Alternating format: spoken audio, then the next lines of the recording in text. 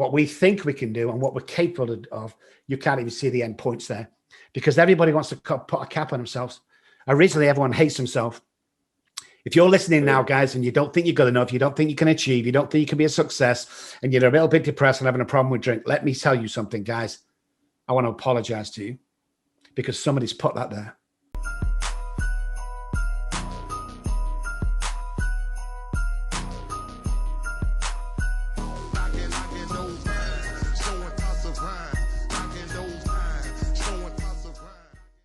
Where you are now may not be where you came from. The choices you make today may spiral out of control or spin you in the right direction. Discover a riveting, true story of how Carlos Vieira nearly destroyed his life and lived to tell about it. Stand up, stand firm, believe, make it happen, and live through the madness. Knocking doors down along the way.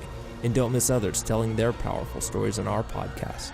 Visit kddmediacompany.com. Welcoming to Knocking Doors Down, Dr. Robert Kelly. How are you doing, good sir? Doing good, man. Ready for this deal. How are you guys? Living the dream. Living the dream. Yes, that's what we're doing. Absolutely. Well, shit, it's good to talk with you. I mean, I always love anyone that's ending the stigma when it surrounds addiction. You're an author. Just the longevity of it. But we were talking a little bit off air. You born in Manchester, but now you're living in the States. What brought the transition to the States?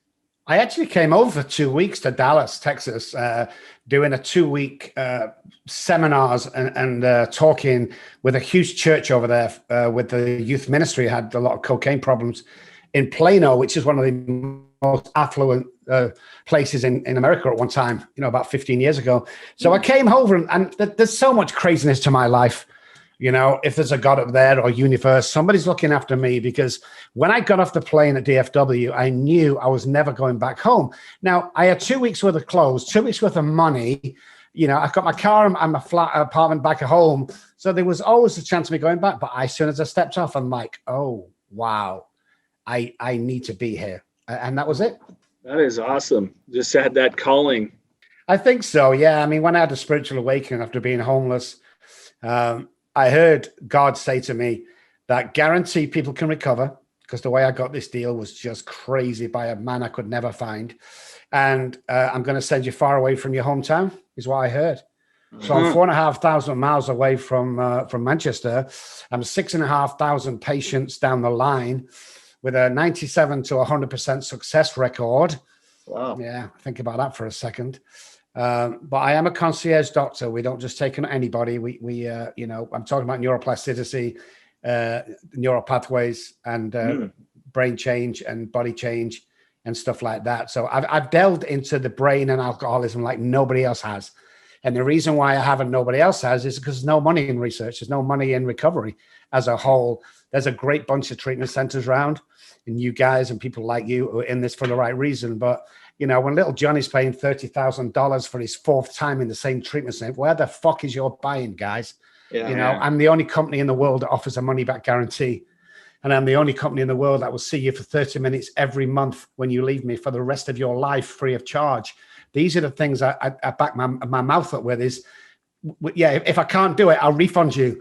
Or if I can't do it, I won't take you on, because I'm sick to death of watching people die in and outside the fucking rooms when people don't know what they're doing. Oh, it's okay, Johnny.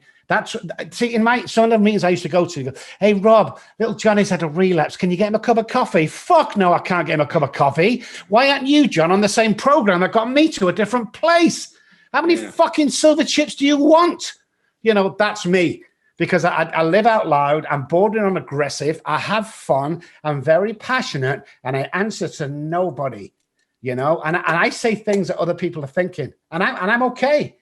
And treatment centers don't like me, but fuck, I don't like them either. So what good, I'm in this because of one reason, and that's because I lost my kids due to this. I lost my wife due to this. I lost my mom due to this, of this disease, and thousands of friends. And I was just, when I went to the doctor, he was like, oh, go to AA. And I'm like, how long have you fucking trained for? Like 22 years to become an MD in England? You told me to go to, what don't you know about my disease? Oh, we're baffled. And that's why I went into studying the brain regarding addiction. You know what, Rob? I like you. I like your passion. I like your fire. I dig it, man. And I love the accent too. I fucking like you, man. This is well, Mikey, keep in mind we got an accent to him too. You're right. We sound funny, not funny, but yours sounds great, but we sound different to you as well. But you know what? I love the accent, man. I dig it. What really stood out to me there too, and although I never went to rehab with my dad, because I have a lineage too, which I want to ask a little bit more about with you. Of addiction, but Mikey experienced rehab, and you nailed it. Some of them a total shit show that doesn't help anyone but them. So what are some of the things, because I want to get into, what your doctorate is in, but you brought up, neuropsychology and other areas that we really haven't talked with anyone about that I'm really fascinated in. The problem with treatment centers, and I'm not casting everyone the same, guys, for anyone's out there thinking, who does he think he is? I'm fucking Dr. Rob Kelly. That's who I am for a start. Let's get that sorted out.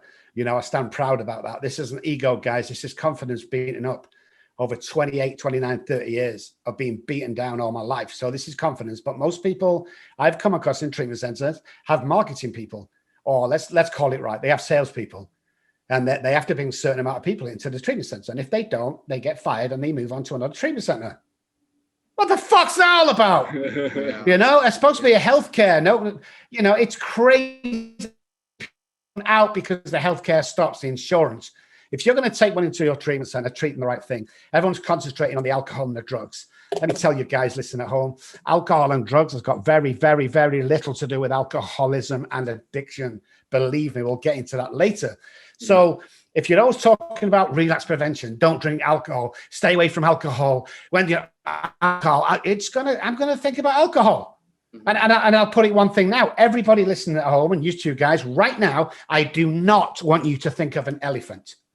There you go. You've thought of one. So that's how our brain works. It's like if we're always talking about the symptom and not the disease, the illness, which is the brain disease, followed by the physical allergy, which I have, because especially alcohol. I'm not a drug addict, I'm an alcoholic.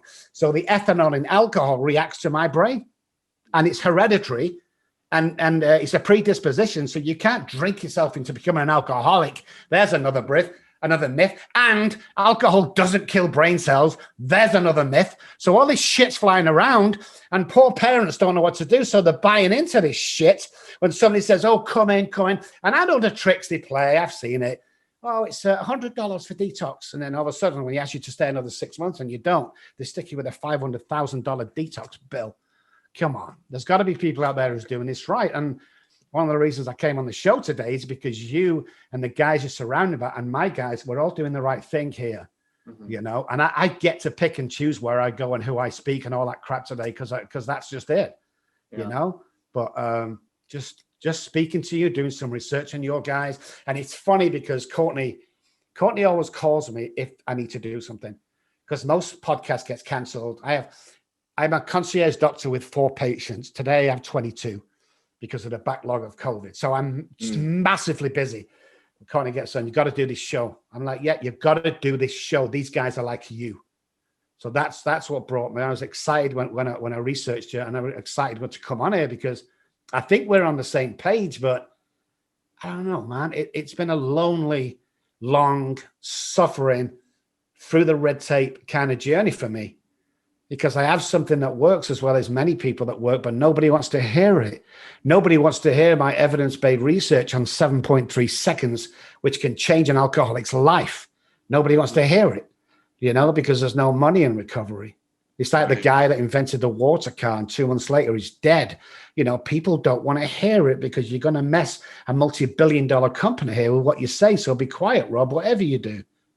Yeah. You know what I like about that, Rob, is I like your passion behind it, because when Jason and I talk about the rehab facility that I went to, he can speak for me as well. I get worked up. I get pissed off because I feel like the way they went about it, like they didn't get me off cocaine. My mom's the one who got me off cocaine, because I'm a huge mama's boy. And when she told me the story that she did, that's what made me stop. I had so much resentment towards my rehab because everything we did had nothing to do with recovery. We weren't allowed to talk about our past. We weren't allowed to cuss. We weren't allowed to do this and that. And we did chores all day and read the Bible.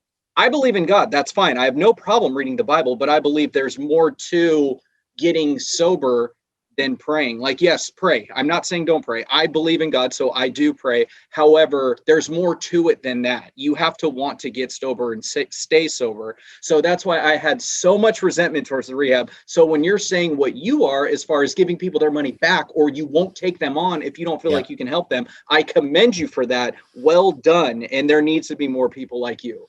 Well, I was the guy that turned Britney Spears down in Dallas, Texas. We closed down Campese's restaurant. And she came in, supposed to come at 12. She came in at 1. She was drunk. I stood up, and Jamie, her dad, stood up and said, Rob. And I said, I can't work with her. And he said, guys, and I quote, I will give you a check and you can write $1 million on it right now, Dr. Rob, please don't go. And I said, I'm sorry, Jamie. And I didn't know the guy. Sorry, Jamie, but I can't stay. And I went to get up, and the big black bodyguard stood up. And he kind of looked at me, and I said, what the fuck are you going to do? Sit down. Because I was adamant and angry by then. So he sat, because I'm a big guy. I'm 285 ex-bodybuilder. I don't take any shit off anybody. Mm-hmm. And he sat down, but people go, are you crazy?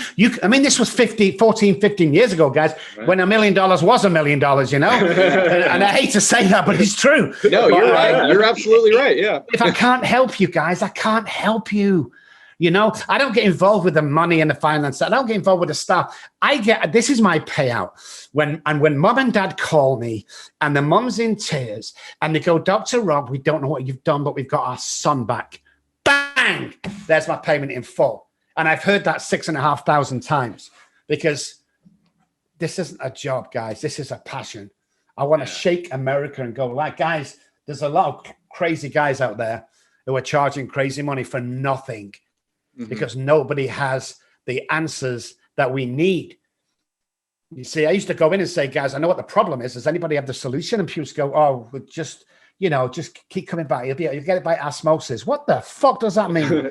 No, you'll get it by changing your pathways, changing behavior, getting a routine in your life, having a spiritual life, not a God or religious life, a spiritual life, and getting your shit out there and get your life back.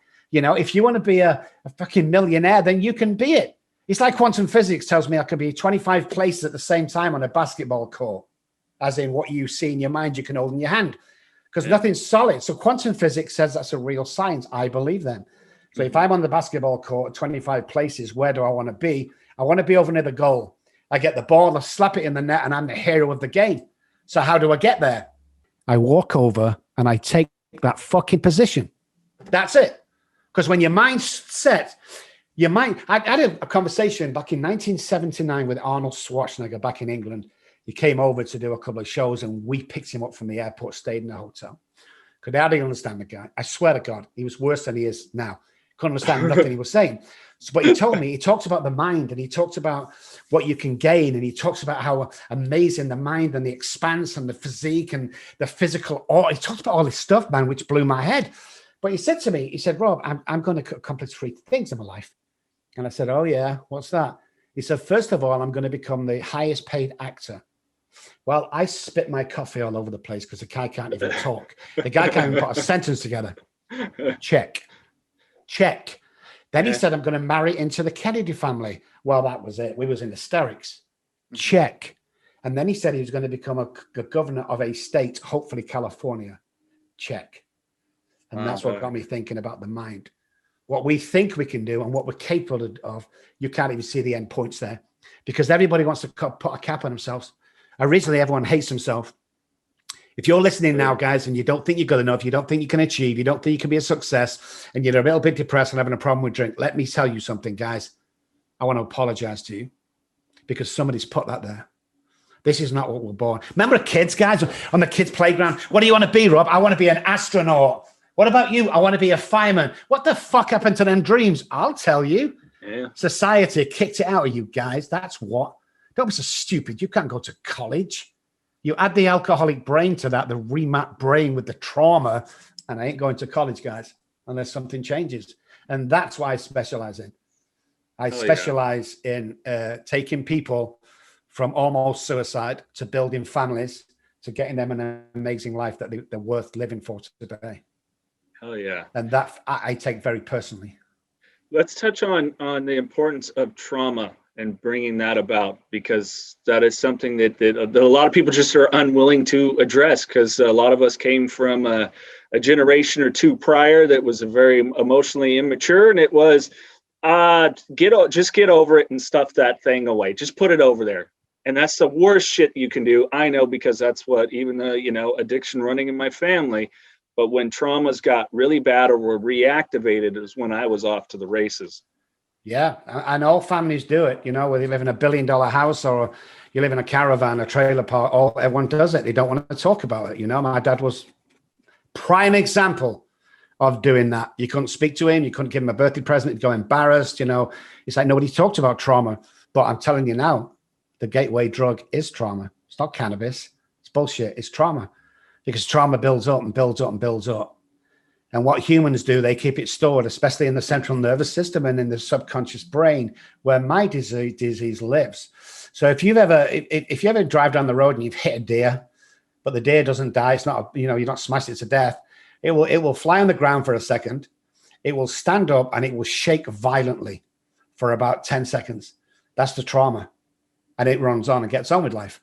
We don't do that as human beings. When we get trauma, we stuff it down and we stuff it down. And it's a bit like a zip file on the computer screen. You put all that bad stuff in there and you forget all about it. And then one day you're bored at home going, oh, what's in here? I can't remember. You click on that zip file and everything comes at you at once and you can't handle it. The brain goes into overload. So the overload comes to three things. You're going to relapse, or you're going to go into some sort of breakdown, or you're going to commit suicide. They're the three choices. That's all you've got. So if you don't do that and add the alcoholic and addiction to that as well, it's only going to end one way. So we always have to go back, because where there's alcoholism, there is always trauma. Now, to say that just as a off the cuff and people go, no, I don't think so, that's wrong. Let me explain to you. You have to realize what trauma is, especially with the addicted brain. So here's an example for you. Me and my brother are stood on the kitchen table. We're not supposed to be on the kitchen table. We're on the kitchen table with our shoes on, and my mum walks in. And my mum says to Paul, my brother, because this is what he hears and this is what she says, Paul, get down off that table, you stupid idiot, get down.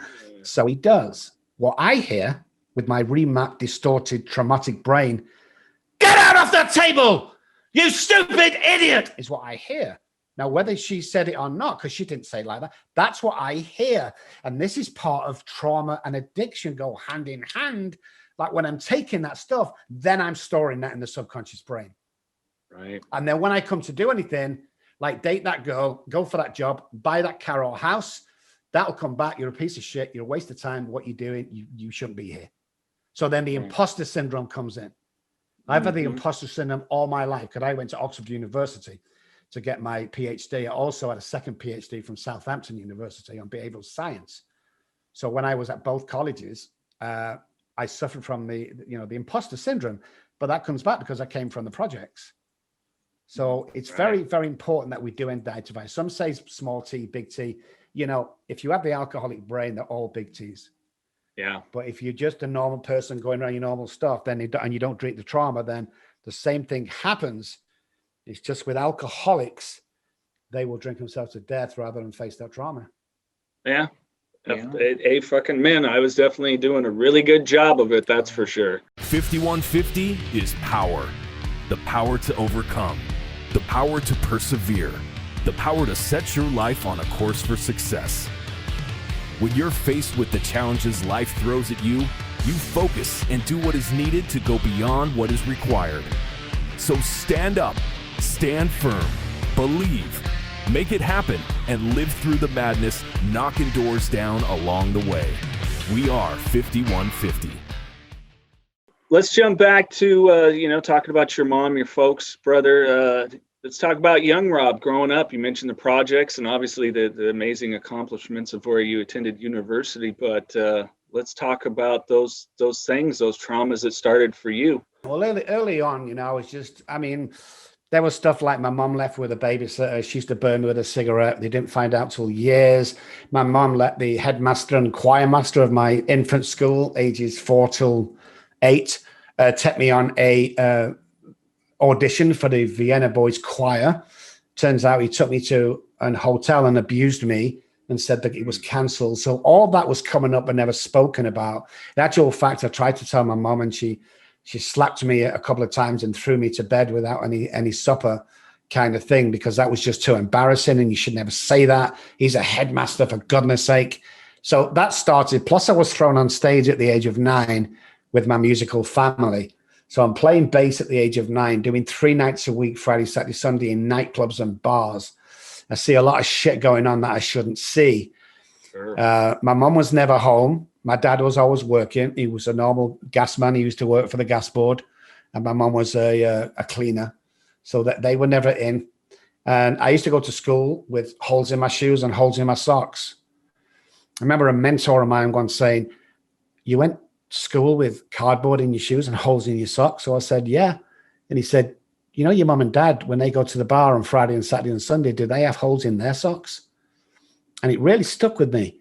It's like I've been abandoned and I've been abused growing up and left in dangerous situations.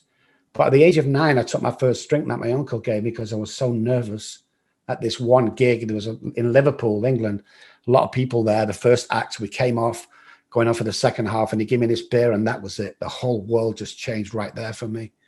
And that's where, I didn't know it then, but that's where my alcoholism started. And it was a friend for me for a long time.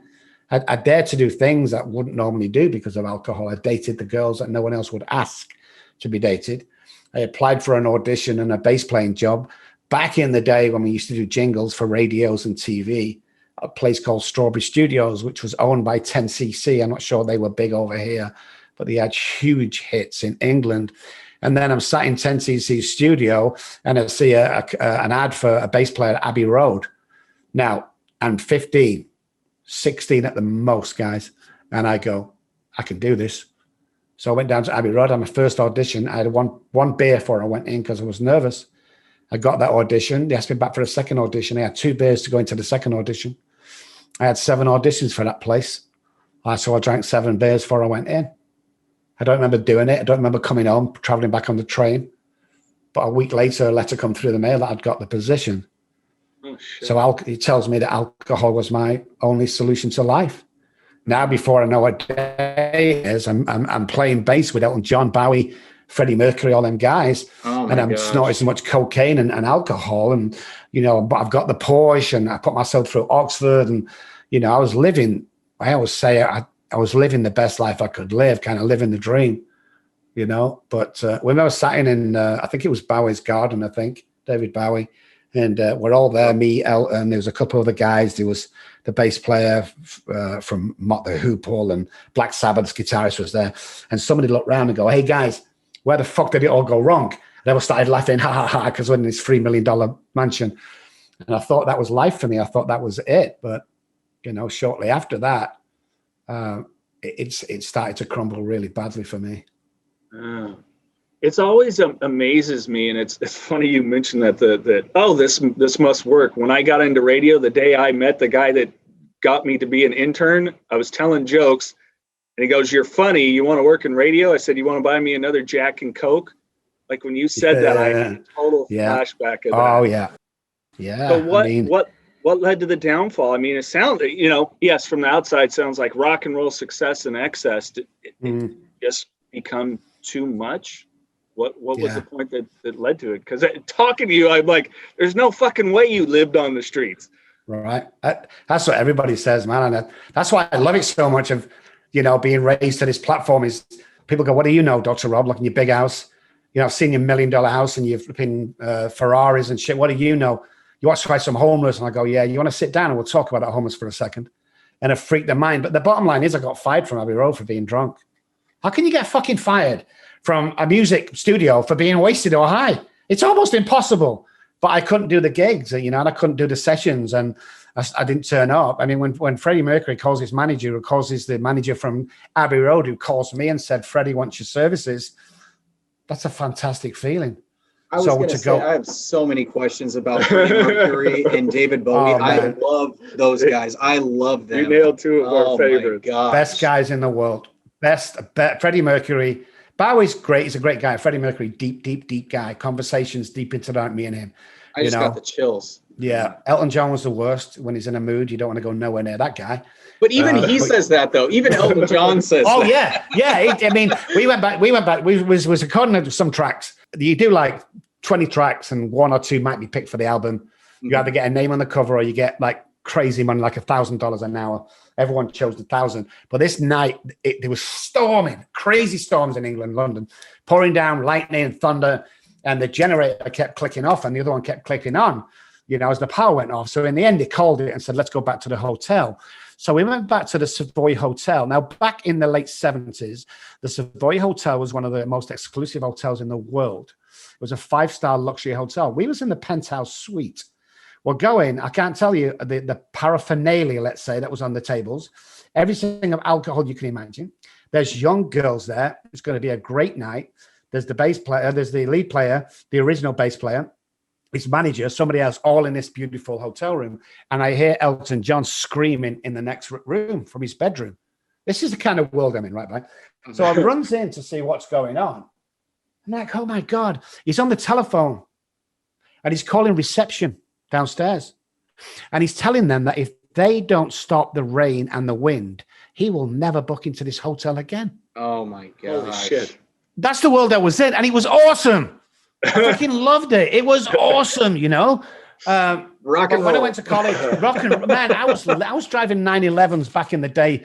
It was just, I made girls. I'm not even going to talk about girls. Somebody said once when I was writing my book, how many girls have you dated? And I said, probably 2,000. I'm not sure. There was 3 or 4 times a day, sometimes with different people, because you hang near these guys and you get the cast-offs kind of thing. Sure. I joined the police force after college, got fired for being drunk on duty. That didn't last too long.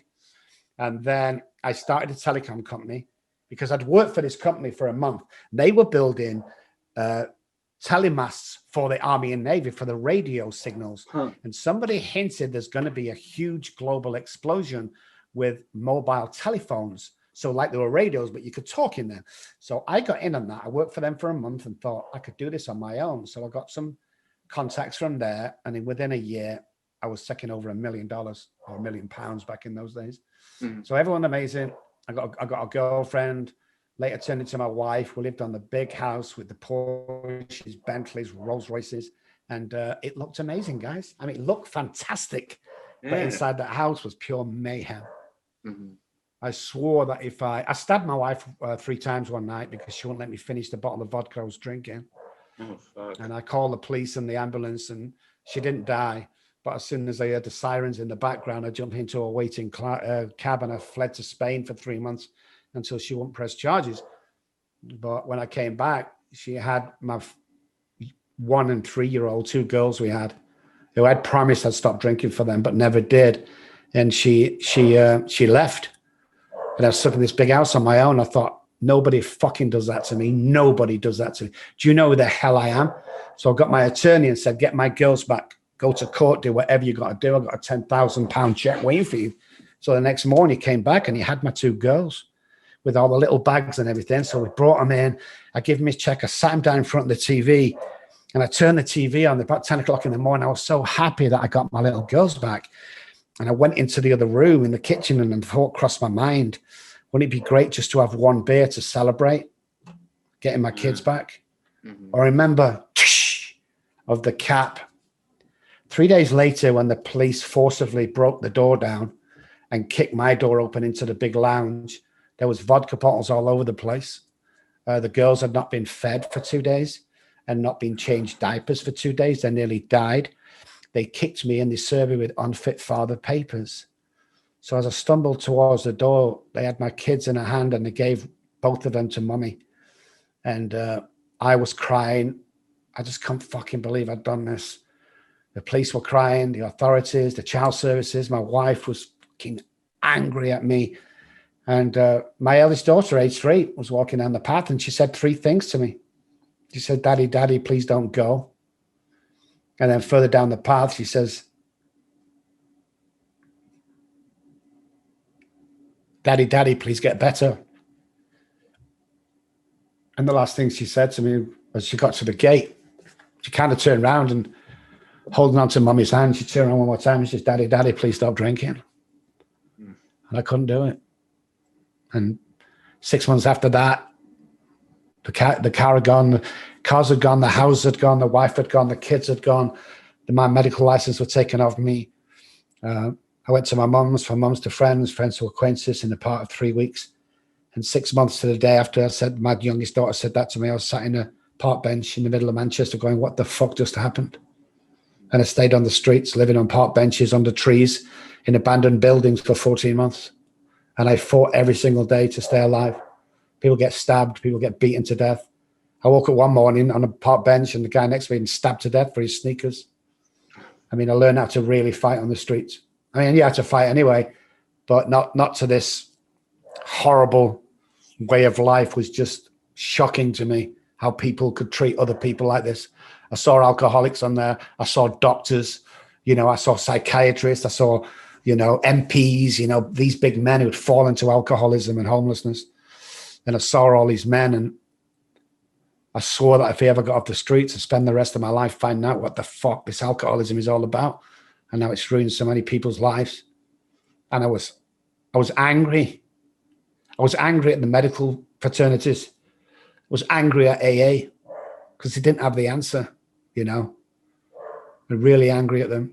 And then one morning, 2:30 in the morning, I had a spiritual awakening and my life started there. And here I am today. But it's been, before that, it was a long and hardest road because my youngest daughter, 33 years on, 30-something years on, is still never speaking to me. She's grown, got kids of her own. She never speaks. Now, my eldest daughter, there's a twist on this. Day? Yeah, still to this day, never spoke to him. She doesn't want to speak to me. She was 1 when I left. She was always told that Dad is an alcoholic, don't go nowhere near him, is a drunk, and she never has. But my eldest daughter, Charlotte, she contacted me 3 years ago on Facebook. And I'd not spoken to her for years and years, obviously, 25, 30 years. I can't remember how long it was. And he said, Dad, I've just seen you on TV. I think you're amazing. I want to see you. So we jumped on the red eye over to England. And I always remember, this is an amazing part, guys. I walked up to the house, me and my current wife, and I'm so scared. And my wife's talking to her, because I was so nervous. And I opened the door and we hugged and we cried. And God, just thinking about it. So we hugged and cried. And then she said to me, Dad, I've got something to show you. So she walked into the living room and I walked thinking he's going to show me a sofa or something but she handed me my 3-month-old granddaughter. And right there and then, I'd have been happy to die. But it's a twist on that, guys, because she wanted to do what Daddy does. So I sent her back to college to become an NLP counselor. And 4 weeks ago, she took a position with Robb Keller Recovery Group in the Manchester office. Oh, that's awesome. I love He that. took her first patient. Yeah. Yeah. So, wow. I know. Woo! Hold on. Got to rub the chills off here. It's crazy. I'm telling you. Why didn't you tell us we would need tissues for this one? I know, man. It's, as a dad at 2 that definitely saw my drinking, I know what you mean. Not to the extreme, but there was, violence in the home and stuff like that, and the trauma and the yelling and the That's who we work with today. We if an alcoholic comes to us, we insist on working on the wife, and if there's any teenage kids in the house, we need to work with them too. This is a family illness, but it's also a family, recovery from everything. And my daughter works with their daughters, and it's brilliant. The connection between all these people. I have probably 12 people working for me right now. We have 4 different locations around the world. And I don't know, I just love it, man. I love saving people's lives. And I've kind of got over that, am I this good really? When I speak or TV, it's like, oh my God, I got over that about 6 months ago. That's after 30 years of doing this. I got over it 6 months ago saying, something, I can do this. And I know somebody's chosen me to do this. And yes, I am really this good. And no, this isn't ego. That went when they took the kids off me. This is confidence to stand out against anybody. We got booked in the local TV studios to do a national show on Purdue, the pharmaceutical company. And the agent of Purdue said, don't get this guy on the show. And the guy booking the show said, yeah, it'll be great. He's always funny and everything. You need to get this guy on. He's crazy. I fucking blitzed them guys. I blitzed them and told them, how many people have you killed? Why the fuck are you giving these things to young teenagers? And the very next day, Purdue Pharmaceuticals went into bankruptcy. I'm not saying it was all me, but I like to think I had something to do with it. You see, stop fucking with our kids, guys. Just because your doctor says you need to take Adderall doesn't mean you need to take Adderall. Get a second opinion. Let's not even talk about half the psychiatrists that I know. They've got a 3-minute turnaround. They don't even look at you when you're going to sign a prescription for Adderall or Vyvanse. Our kids are not as sick as we think. You know what the concentration of my mind is? When I was a kid, a fucking slap around the neck. That's what I got. I soon concentrated. The pharmaceutical companies run this world. It's about time somebody stood up and says, no, stop it. Stop it. You're not killing us anymore. You know? Yeah, we had a discussion with a gentleman that they are a treatment facility and do a lot within the community of Fresno. And we got into talking about fentanyl. And I mean, just like fucking Christ, how are kids? There was a kid, I think he was 12 the other day. And somebody who was a friend of his said, oh, you forgot your, I think, Xanax or something. Oh, my buddy gave me the Xanax. Here, take this. It wasn't Xanax. It was just straight fentanyl. Gone. Just like that. It's crazy. They all go, it's for cancer patients. What the fuck happened to morphine? Because that's what they give my granddad, and he was okay. What happened to morphine when my mom went with, was sick and, you needed stitches, and they gave her morphine. We don't need fentanyl. We don't need all these crazy man-made fucking drugs to make it feel better. It's all pharmaceutical profits. That's all it is. Sure. And we're killing our kids and nobody's doing anything about it. Is the angry part for me, but I'm too small to make a difference with them guys, but I do make a difference in the world of recovery. I made my mark when I came to this country. I became a citizen only about 6 months ago when I thought I was good enough to fit into you guys. I applied for my citizenship, and people think that's a joke. It wasn't a joke. I treat this country. If England went to war tomorrow, I'm sorry, England, I'm an American, and I take this fucking thing very seriously. When I went to do my oath and everything, I dressed in a suit. There's guys there in flip-flops and short. I'm like, you disgusting piece of shit. Like, whoa, carry on, old man. Shut up. And I was there taking this thing very seriously. And I take American lies very seriously. And I'm pissed off the way they treat our soldiers and the PTSD they have to fucking deal with when they come back. You see, someone needs to stand up and say it. And I'm one of the guys, unfortunately, or fortunately. It's like God or somebody has given me all these tools. Really, it's hard to take me out right now, to be honest, because I'm too knowledgeable. I have too much experience. I'm very educated, and you never want to step outside with me. I don't even fucking want to go there. So you've got no choice but to listen to me. And you know what I'm talking about? This stuff, I'm excited. I'm positive. I'm aggressive. You come to my house one night and come in, you'll see me in the corner with my little reading glasses on, sat with a cup of cocoa with my wife enjoying a book. You see, this is what I have to put on to get the message and save lives. But me, I'm just that guy who just is humbled enough to be able to do this stuff, I've been given a big platform because I'm the only person, like every alcoholic and drug addict. Once you get into recovery, we're the only person to get 2 lives in one lifetime. I ain't going to fuck the second one up. I'm going to do everything that I do. I tell people that come here, what do you want to aspire to? Want to be a millionaire? That's a piece of piss. We'll do that straight away over the next 6 to 12 months. The hard part is staying sane while you get it. Yeah. Because it's not the money. The money is easy. That will always come. If there's a how, the why will always come. This is how we're going to do it. The why is there as well. The world is made up of all these crazy stuff around you, the universe, that if you just clicked onto the way it looked and how powerful each and every one of us are. Like if me and you guys, not you guys, you probably know, but me and a patient, I say to them every time, if we could swap places for 5 minutes now, all your problems will be over, period. Because you don't see how powerful, you don't see what I see. You don't see the guy that's so intelligent and smart enough and attractive enough to conquer anything in the world. You don't see that. What you see is what's been passed down by your parents. What you see is the trauma from your childhood, the shame, the remorse, the guilt.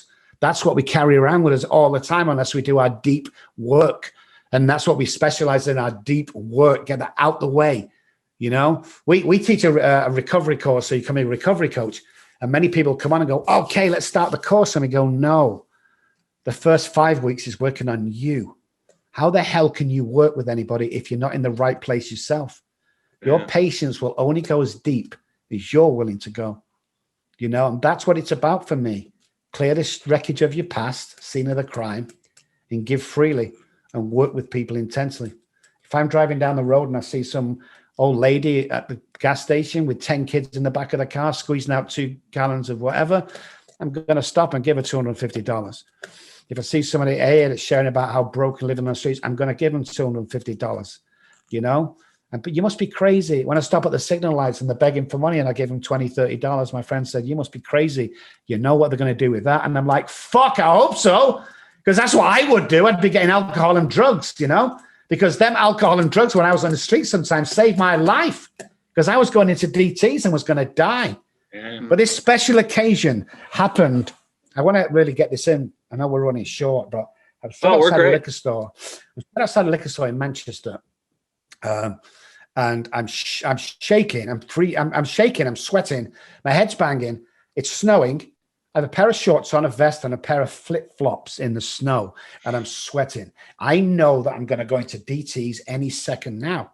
I'm probably going to fit and probably die this time because I have so much alcohol in my body. The guy in the newsagents opens the door at 6, can't serve alcohol till 10, but he knows me. I put my £10 on the counter, guys, and he puts the bottle on the counter. And for whatever reason, this time I did this. My headache stopped, my sweating stopped, my shivering stopped.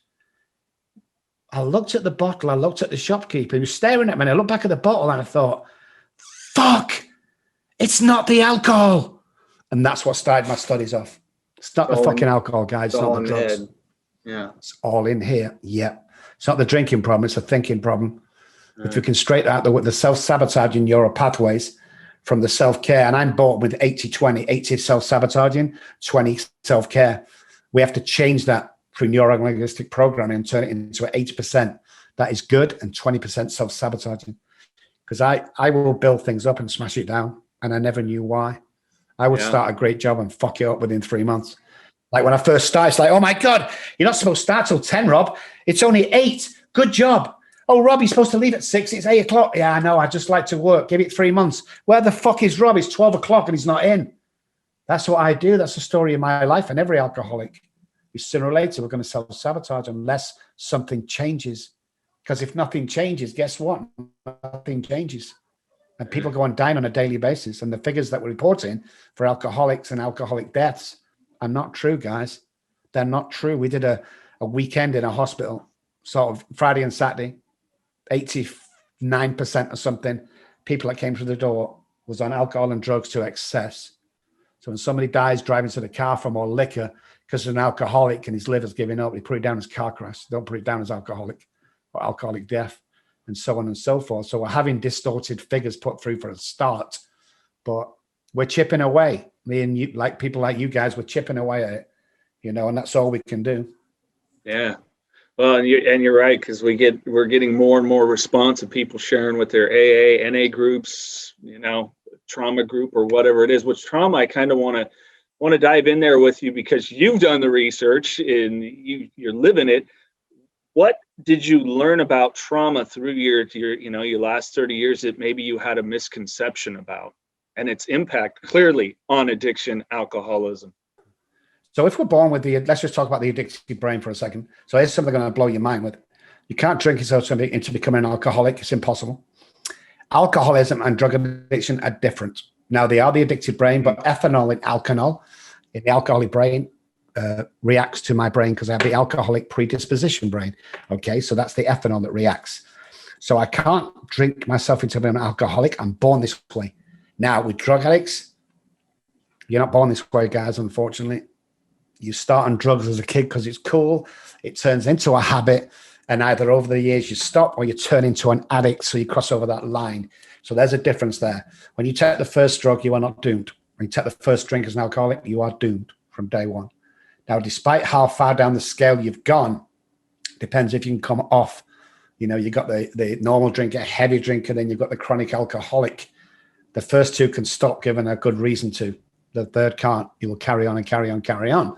So if it's not about the alcohol at that stage, then we go back and look at the trauma. My different ideas was, well, trauma means a plane crash or, you know, something crazy like a car crash where 10 people died. That was trauma. It's not. A wrong word said in a conversation that you misheard is trauma. your kid at school saying something to you, or the girl turning you down when you ask her to the prom is trauma, especially with the addicted brain, because it's more exaggerated because our central nervous system is jacked up. So here's the brain science. The hypothalamus, which is at the bottom towards the back of the brain, it's our fight or flight part of the brain. It will tell us to eat food and drink water and stuff like that.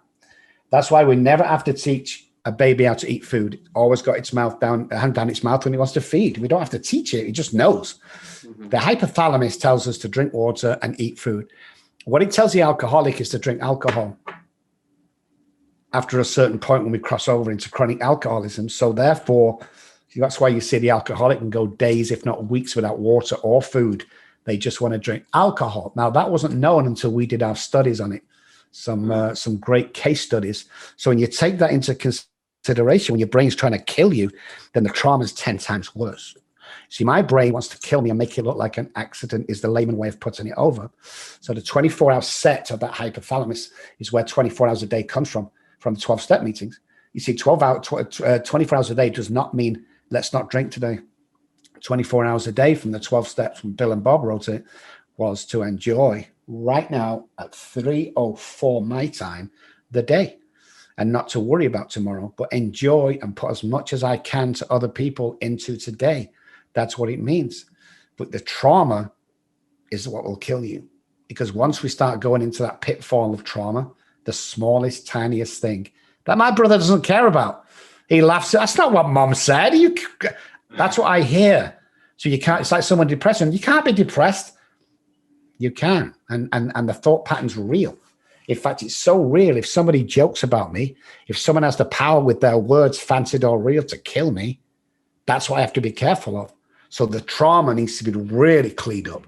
And there's some defense against that, some reactions, some tools, some psychological tricks that you can stop that going. Because I'm in California, and about 9 years ago at this meeting, there's 1,000 people there. We know there's 1,000 because of the fire hazard. They had to click everybody in this clicker. After the meeting, they always tell you to stay 2 hours to shake everybody's hand. It's custom for that AA group.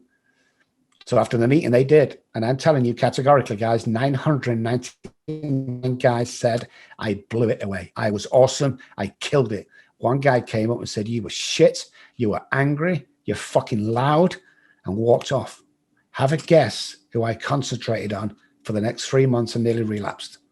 The one guy. Because that's what alcoholics good. They cling on to the worst items, and they'll run with that no matter how stupid they sound. You know, I messed all that up. Like, there's 1,000 people literally stand on the chairs screaming amazing. But that one guy said I was terrible. So that must be the truth. That's the alcoholic mind. And that's the disease of addiction as a whole. So that's part of trauma. That takes me back to somebody telling me that I wasn't good enough and I was never going to amount to anything, because nobody's been to college in my family. We lived on the projects. I mean, are you kidding me? You're lucky if you go to secondary school. You should get married, get somebody pregnant, work at the local factory from 9 to 5 and live in that small house. That's what I was programmed at. So when I realized, fuck you, I'm not doing this. See, I remember me and Gordon Ramsay sat in the house. This is just says it all for me. Gordon Ramsay's a good friend of mine. I was sat in his house in London, just outside, and he's doing something, like cooking something. And he said to me, he said, hey, Rob, do you know I'm the best chef in the world? And I go, hell yeah, because you're great at cooking. This is what he said. He said, fuck no, because I tell everybody I am. Oh my God. I'm like, what? And when he said it again, from that day onwards, I started acting that way. In fact, on the back of my business cards, it says the best addictionologist in the world, and world is capitalized. It's like, prove me wrong. Prove anybody wrong. You want to be a soccer player, a footballer, you want to make a movie, you want to do this. I've worked with them all. We picked one guy up from LA jail. A mess. He was kind of an A-lister. Then he went down. He did a prison time. They let him out. He did more drugs, got arrested again, took him to prison. The guy's looking at 5 to 10. I get a call off the agent. You need to come down, Dr. Robb. We need you. So me and my team flew down there, and we saw this guy, sure enough, household name.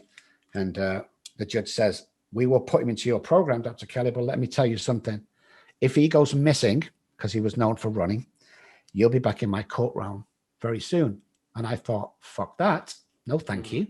Mm-hmm. So we had a bit of a team meeting. We had our bodyguard Minder with us. And yeah, he said, yeah, we'll take him. Don't worry. So as they took the handcuffs off him, my guy handcuffed him. We took him on our plane. We brought him back to the ranch in Dallas. And he stayed with us for 3 months. He was awesome when he came in because he just wanted to get well. But he said, I'm never going to act again. I'm all done. I'm finished. I'm over. I convinced his brain that he was going to become the best actor in the world. And I kept telling him that.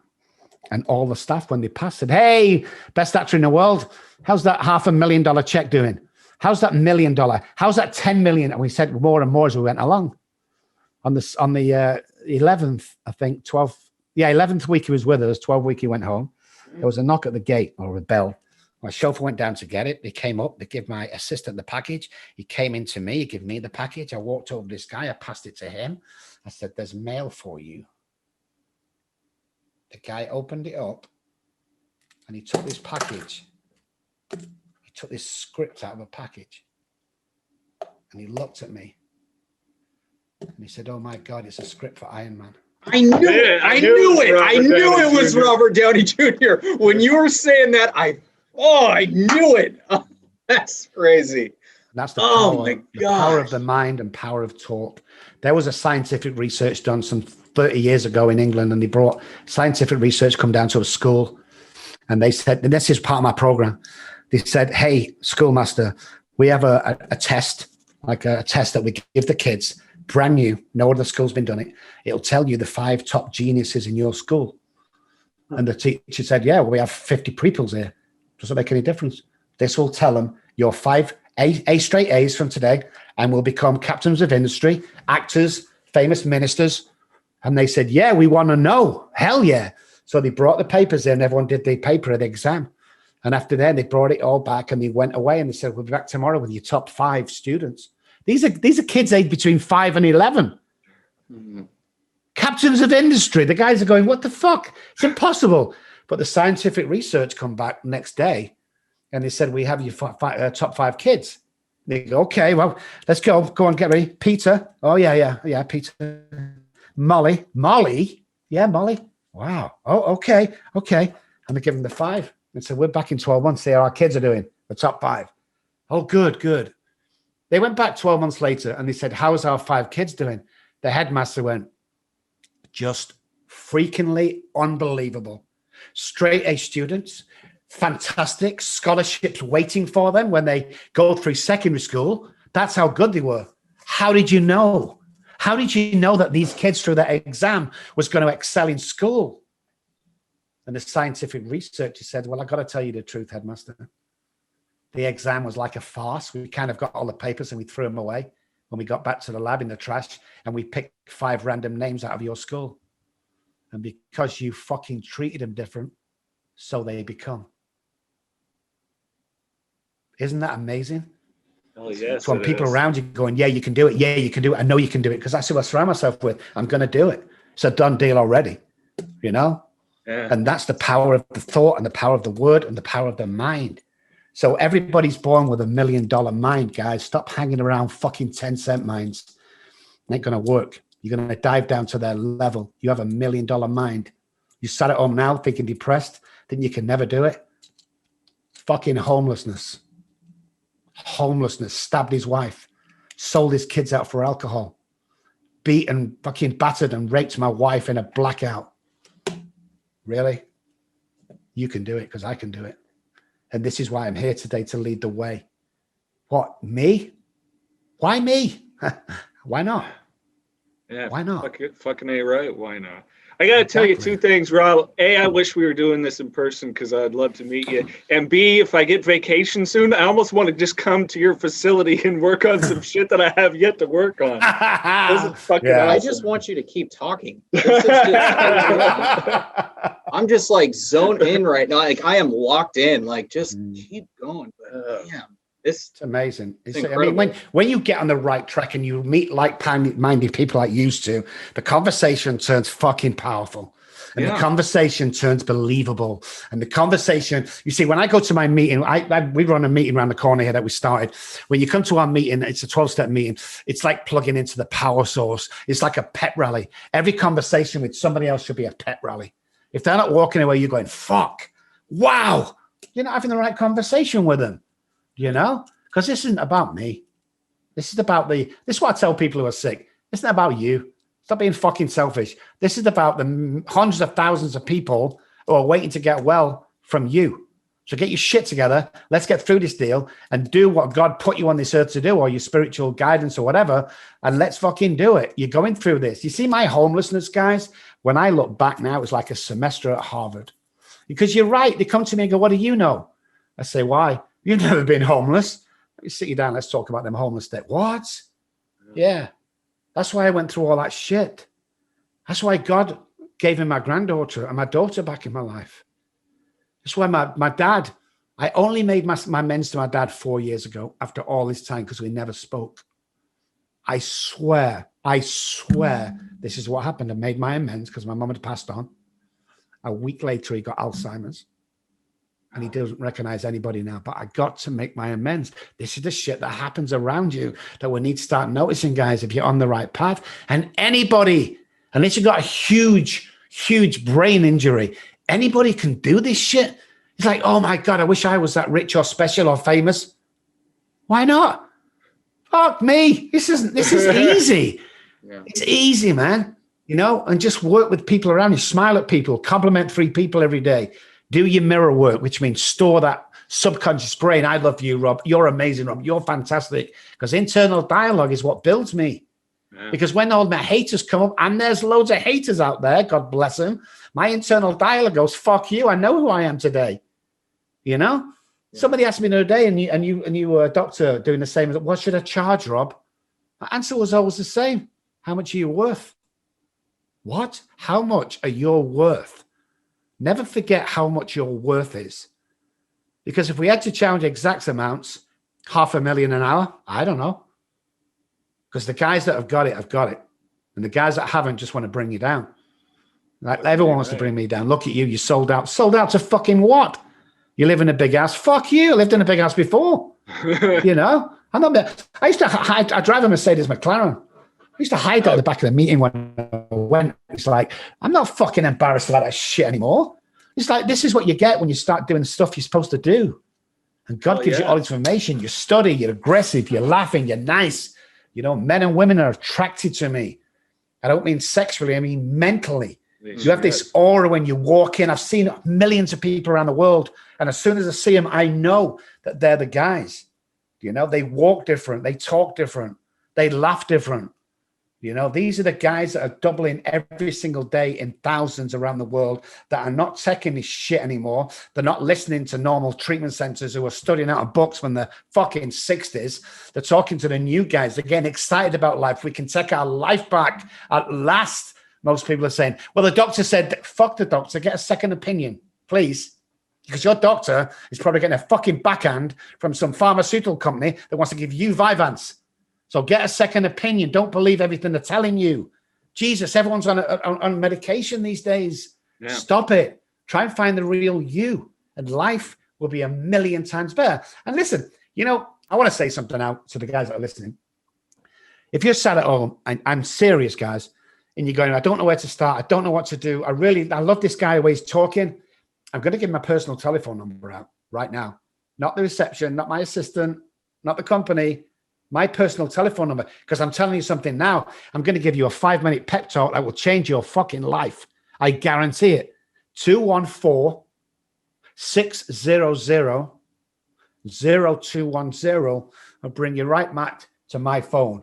And the first thing I'm going to do is give you some chill pills. And we're fucking going to get down to it. Fucking A, right. I love it. You and I would get along great because I'm a big car guy, motorsports guy. You drop in the McLaren, I'm like, I know. I want to hear more about Freddie Mercury. Rob and I would get along great. No, God, I really do. We're gonna have to do a follow-up down the line. Yeah, definitely. How long are you in Texas for? Let's go to Texas. Let's go to Texas. We travel. We'll come to I'll you. go to Texas. Let's go to Texas. Yeah, Texas is awesome, man. Then you come out, I'll come there, we'll meet up. I don't think this conversation threesome is not going anywhere. I think there's a lot more going to happen to this. I really do. I can feel it. I agree. You know, there's not many people anybody will tell you this, especially Courtney. There's not many people I take to only because I don't fucking have to, you know. But there's something about you two guys. I'm telling you now. There's something about that we're gonna. I don't know. Guys who listen to this, watch this space. Believe me, something big's gonna happen here. I just got chills again. Right there, goosebumps.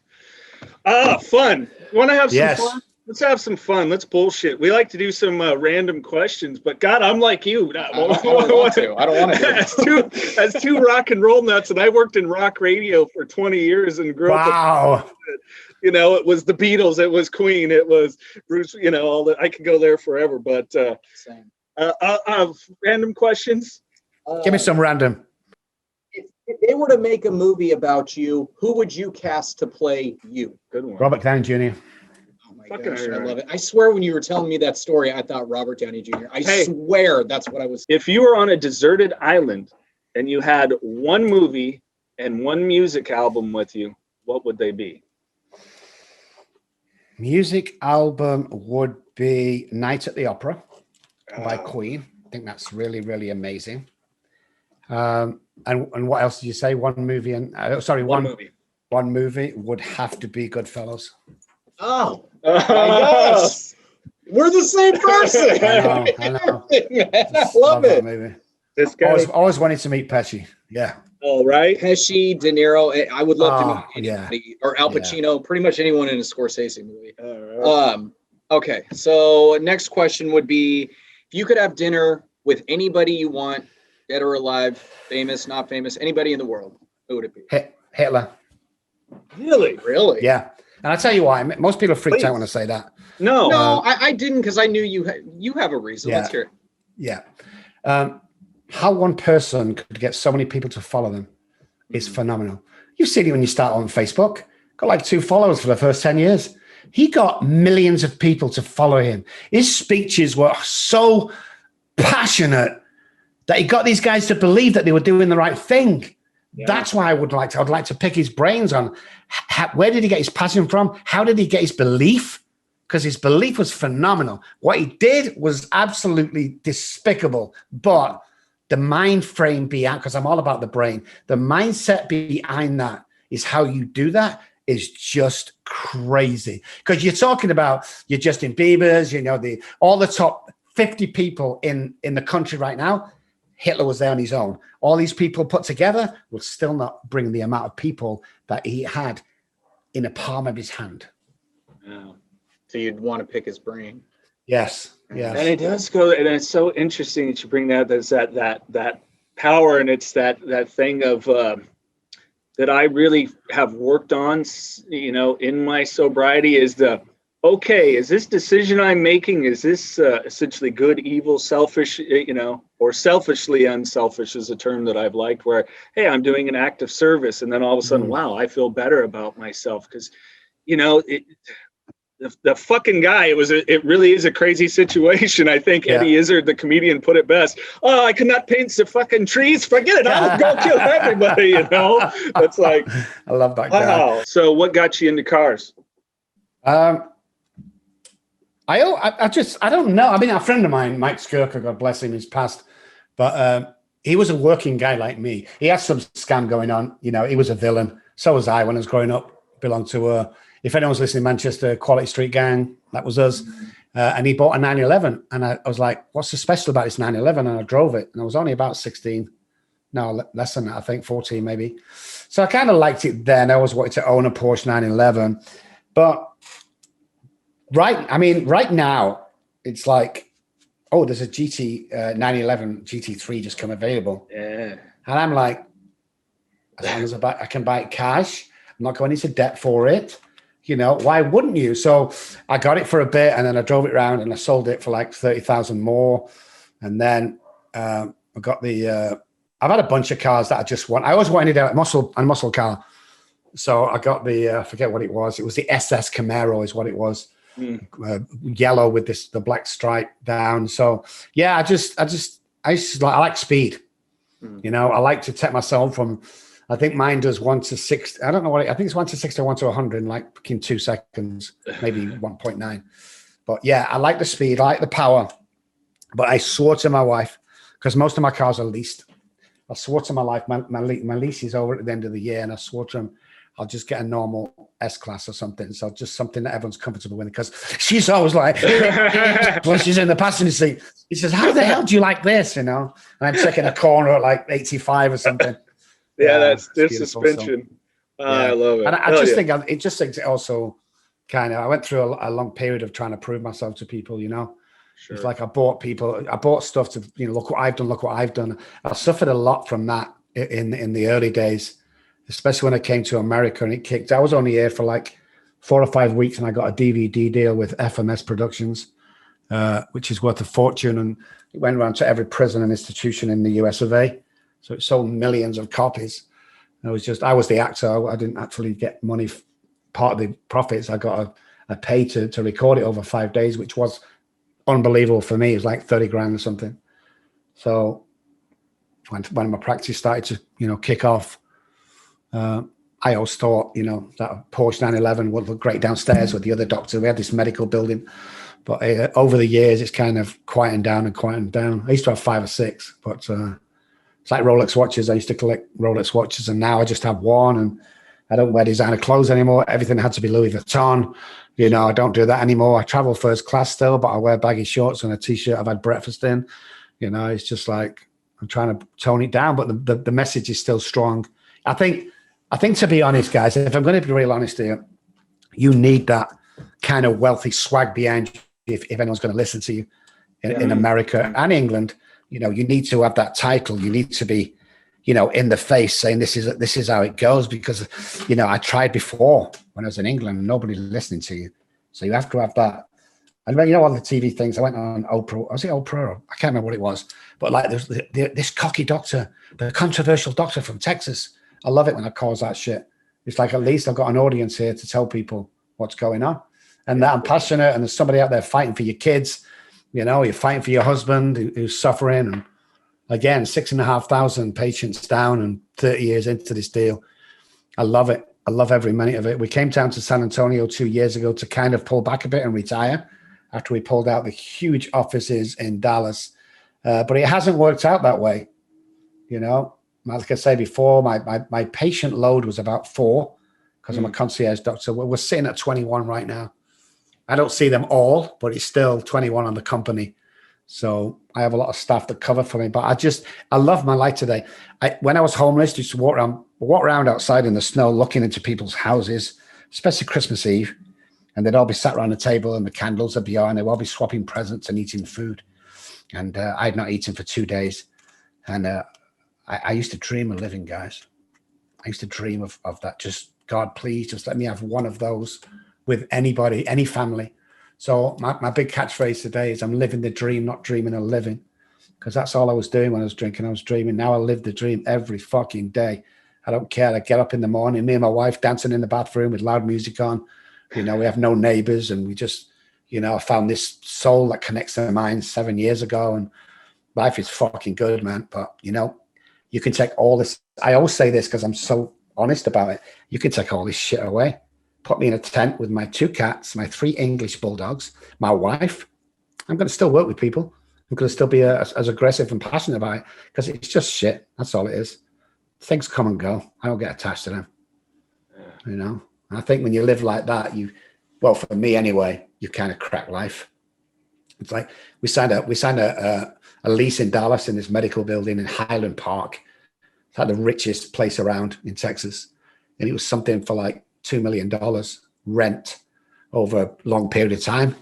And my assistant said to me, Rob, not being funny, but how the hell can you go to sleep at night?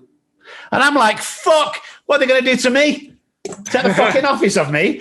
Fuck, I've been homeless. Are you kidding? What are you going to do? Cancel Christmas on me? I don't give a shit. You want to know how I sleep at night? I don't drink coffee after 5. That's how. Oh, man. It's fucking awesome. I love it. I love it. Well, if it's hot out, I sleep in my underwear. If it's not, I wear pajamas. That's there you go. That's the only difference. The only difference. Oh, shit. Yeah. You're awesome, good sir. We didn't even get into the book, so we definitely got to do hopefully a meet in person and get into some more stuff.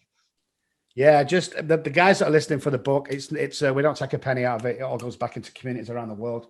We give children $50,000 last year away to one-parent families who want to get back their life back. Must have a child, at least one child. We'll pay the rent for a year. We'll buy that car. We'll do whatever we've got to do to help you. So the book itself is in Walmart and on Amazon. It's $9.99, I believe. If you can't afford that, call me. I'll send you one free. But literally, not. You always say, people say, well, all the profits go into. Yeah, that means after everyone's been fucking paid, there might be 2 cents left to go into charity. All the proceeds of that book go straight down, calculated into PayPal, tied to my company that goes out to the community direct. So they get the $9.99 you're spending. Someone's going to get that $9.99, and any expenses, anything like that, we take on board. We sent a family away to Spain, and we've done loads of things over the years. It's been absolutely, and I get to do this shit today. I get to do, and I like it. I like going and seeing people that are struggling on the streets and just surprise them with an envelope and walk away before they can thank me. Open there's $1,000 in there. I love doing stuff like that. Not because of being cocky or trying to show off, because I get to do that shit and I can do it today. Years ago, $1 was a lot of money to me. Yeah. It's funny when you start growing and you got a passion, you don't even look at the money, but pounds become $10, $10 become hundreds, then you speak in thousands, and then you speak in millions. It's crazy, So my big aim is to open 100-bed free treatment center in San Antonio where people can come in, get detox, get well, and the other side of the premises will be a job center. To get you a job, clothes, cars, whatever you want. That's my going away gift to the world, I think. So I'm kind of saving up for that. And that's fucking amazing that you're doing that, Rob, because there are so many people that once they get on the path of being clean and they're serious, they just need a hand up and a chance, man. Just need a fucking chance. Because I know I've been so blessed to have had people that have given me chances. Because I wouldn't be here today working with this fucking awesome guy and talking to you. And I think that's what life's about, When I was on the streets, I dropped down my hands and knees one night, the night I talked about, and I cried from my belly, sobbing like a child. Wasn't crying because I'd lost my kids and my house. I was crying because the first time in my life, I realized I couldn't stop drinking. So I remember looking up to the sky and saying, if there's a God up there, I can't do this on my own anymore. 30 seconds later, in the back ends of Manchester, mind you, not in the centre streets, the guy walked around the corner with a small Bible in his hand. He said, Rob, buddy, do you want help? And I said, I'm fucking dying of alcoholism, man. I want to commit suicide. I've tried so many times. He took me back to his house and he said, you can stay with me until you're back on your feet. He said, the only thing tonight, you've got to come to an AA meeting with me. I fucking hated them meetings, I'm telling you. All war stories and shit. So I went to this one because it was a dry bed. And when I got there, sure enough, everyone started bragging how much they used to drink. But this guy across away from me, he said, my name's John and I'm a recovered alcoholic. Fucking hell, what the fuck does that mean? Because I'd lost everything. I was angry. So I went over and I asked him would he sponsor me. And he said, no, I'll be your spiritual advisor for a period of 12 weeks, which I thought was weird. Yeah. So here's my address. Come around every Wednesday or Tuesday. I can't remember. I think it was Wednesday at 7:00. Now, I had no vehicle, so 6:00, I got this book, I got a dictionary, and I walk an hour to the guy's house. We sat there for an hour in his little kitchen, little furniture in it, went through the book, did a lot of stuff, teach me about philosophy and science and human beings, and I walked back. I did that for 12 weeks, every Wednesday. Walk there an hour, sit with him for an hour, walk back for an hour. And he took me through the program and the 12 steps, and he told me that my life would change from tomorrow and that I was the chosen one. And I come out of that man's house knowing quite well I'd never drink. I knew that, but I didn't think my life would change because I was giving this guy a spare room. The very next day, I got offered a part-time job, which later turned into a full-time job. The week after that, someone gave me a little mini car to get to work and back.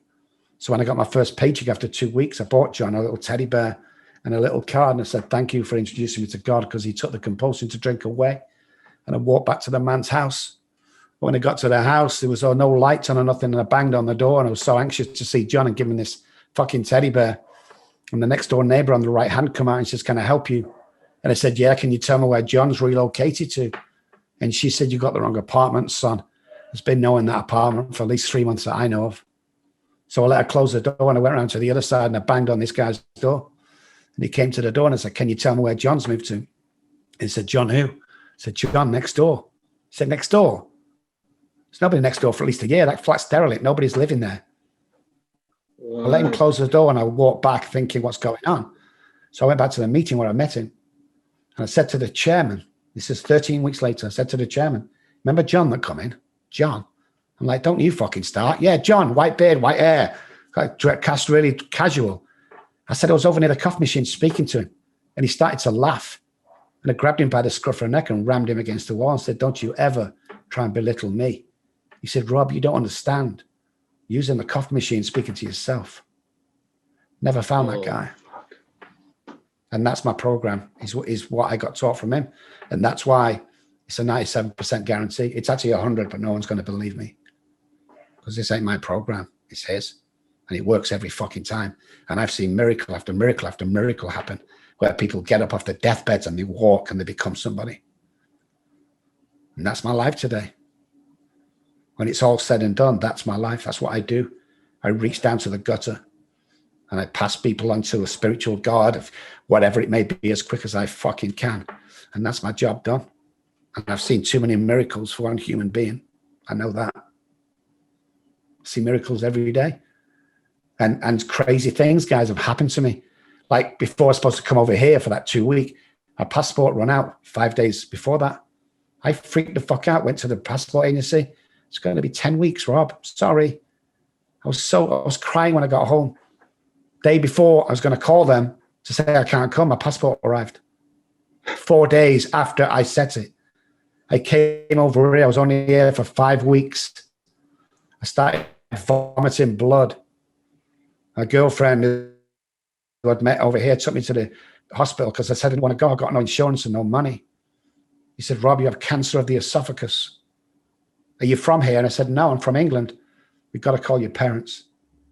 I called my parents. The doctor and the surgeon called my parents. It's on record back in Dallas, Texas. And he called my parents and told them that I had cancer of the esophagus and the chances of me coming round would be about 10%.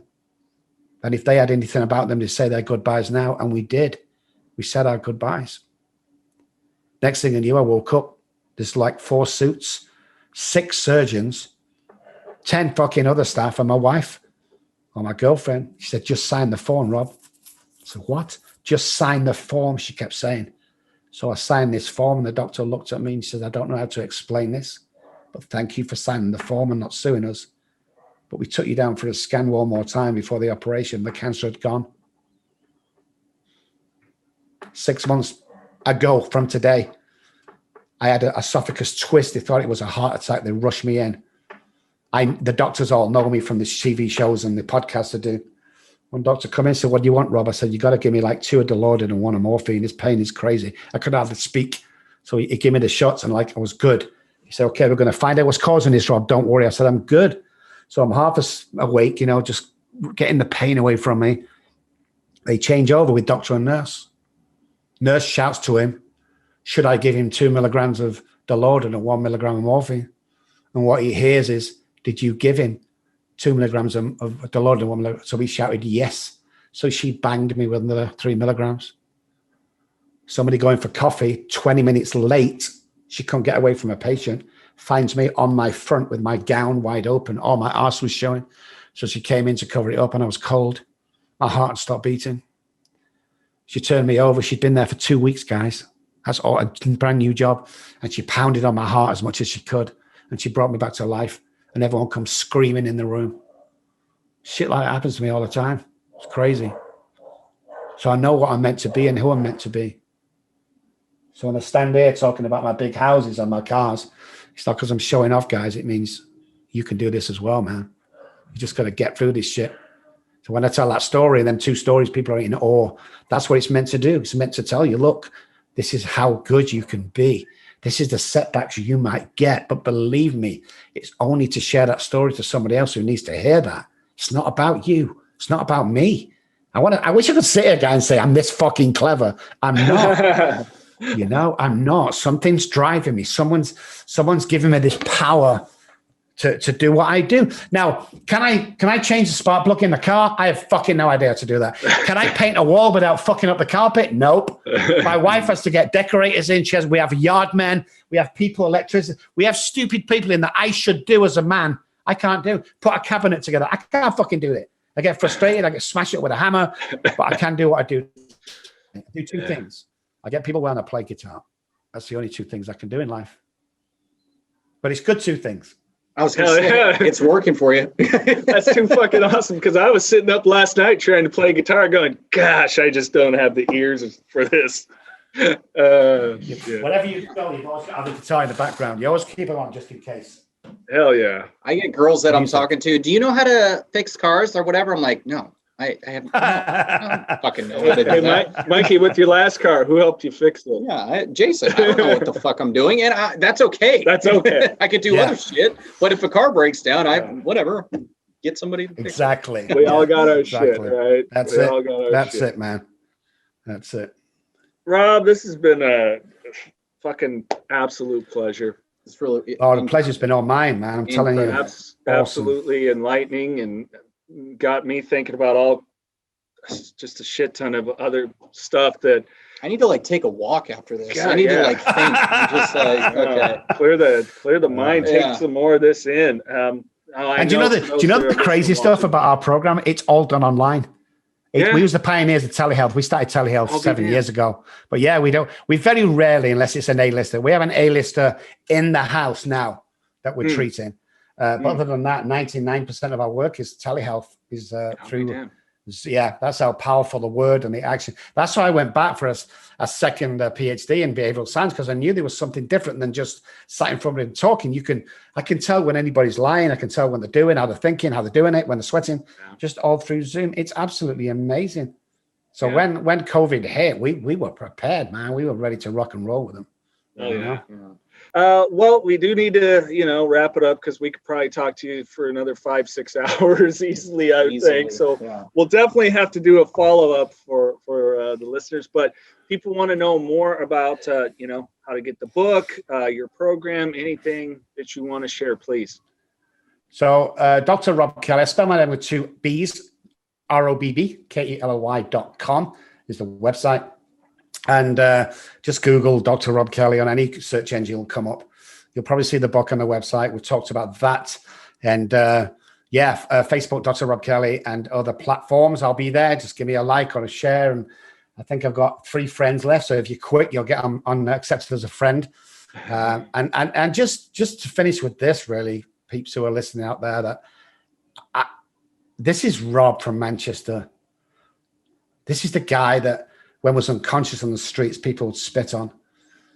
Teenagers would throw full diapers at me when I was unconscious because I couldn't stand up because of alcoholism. It's not the guy you see on TV. It's not the guy, the author. It's not all that guy. That helps me promote the message of recovery.